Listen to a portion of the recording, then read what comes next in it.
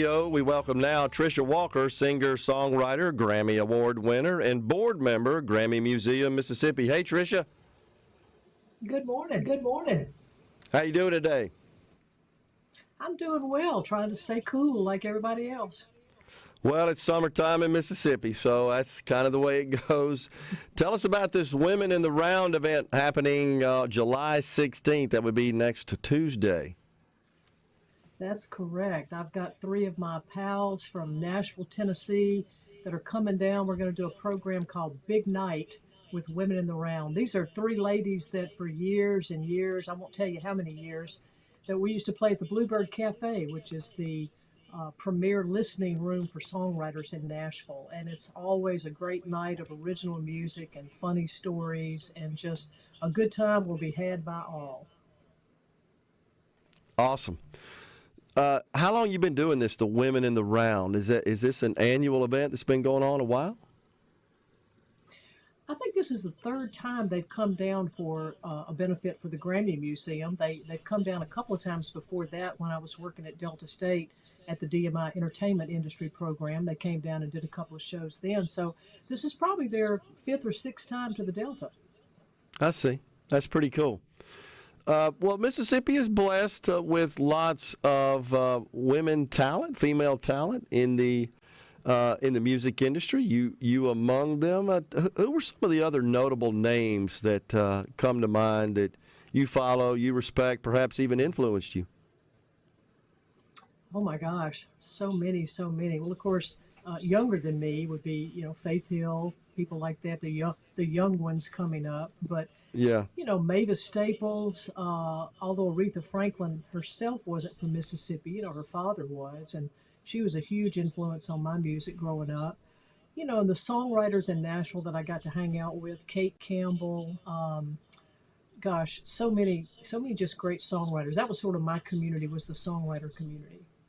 Yeah.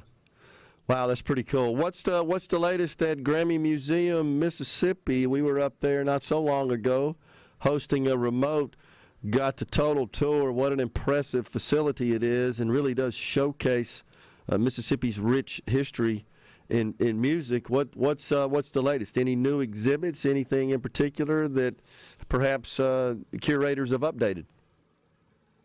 Absolutely. Well, if you hadn't been up here recently, we've got the Highway 61 exhibit, which is a great history of music and history all along the famous Blues Highway, starting down in New Orleans and going all the way up to Memphis and beyond. That's a great exhibit.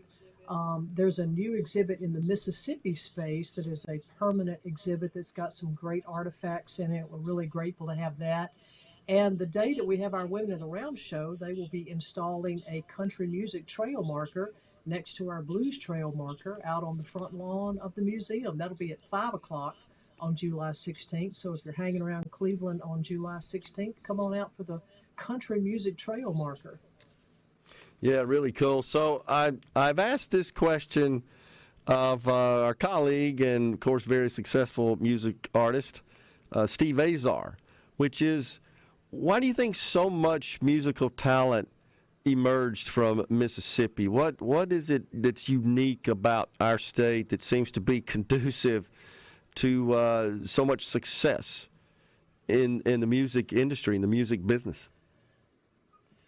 Yeah, I think, for the longest time, and particularly before the digital revolution came upon us, our history is one of storytelling. We just love to talk. We love to tell our stories, particularly over fixing a big plate of food or something like that. So I think that oral tradition passed down for generations and generations. I think we had more time back in the day before the digital devices took us over. We had more time to sit and think and talk, and I think that generated some of the greatest music and art and culture in the United States. Yeah, no doubt about it. And folks that visit the museum that come from not only across the nation but across the world, they get exposed to that as well. Do you think they realize, obviously they have some interest in music and music history, that's why they're at the museum. Do you think they realize the culture of Mississippi and our history and just how prominent that was in creating so many successful musical artists? I think they do. I think there's a lot of discovery, but I think in a lot of ways, visitors who come here are more interested or maybe even know more about our history than we do. And I think Yeah, that's always been a situation where my friend Malcolm White, who is such a wonderful Mississippian, he always was the one to say, we've got to tell our story because if we don't tell it, somebody else will tell it for us. So we're trying really hard at the museum to tell our story. It's a fantastic place. They're doing some great educational programs for kids. And so if you hadn't been, and I think just about everybody in the state, all the counties have been, and I think all 50 states, if I'm not mistaken, and several countries from around the world. But if you haven't been to Cleveland, Mississippi, to Grammy Museum, Mississippi, you got to put it on your list. yeah. I know with your history and experience at Delta State, I'm assuming that you, to some extent, also highlighted our rich history, the state's rich history in music. Do you feel like that we're exposing that in the K through 12 level, that the students of our state, of course, now we have a new state song, so they get to see that front and center with our good friend Steve Azar being the creator and artist performing that.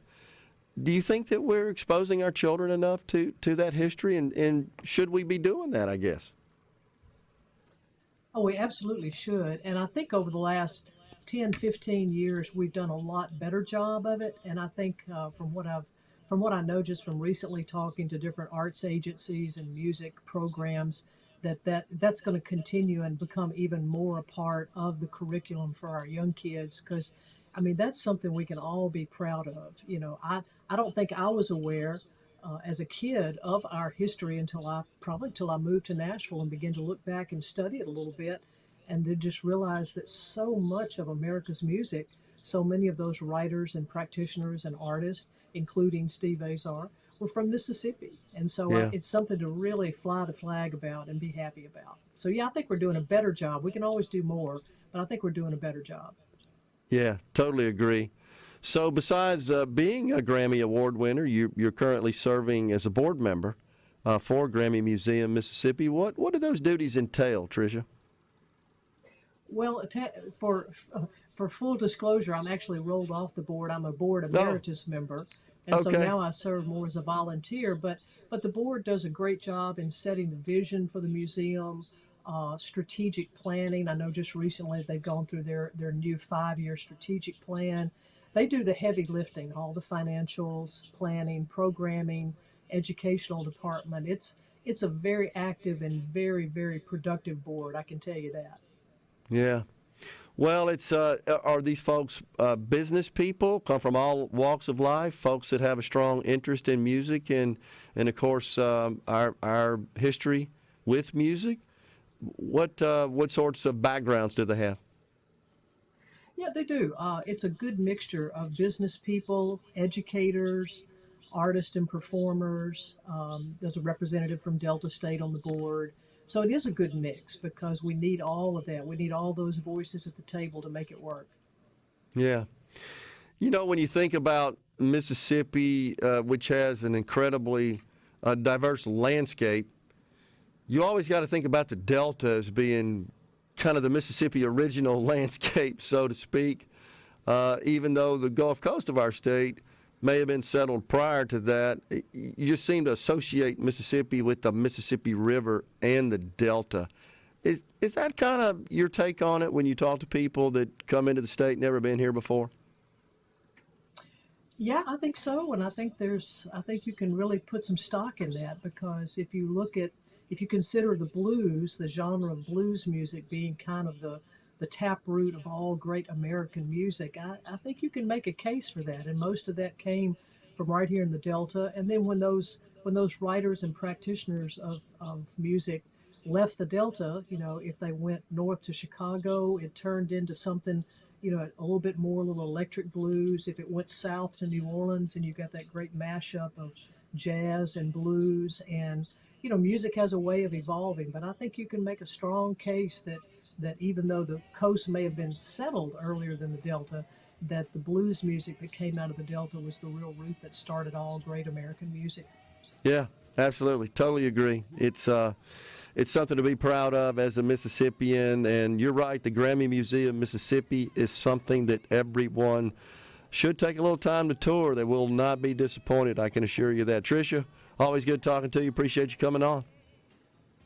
Thanks so much. Thanks for having me. Y'all have a great day. You too. Folks, we're coming right back in the Element Wealth studio.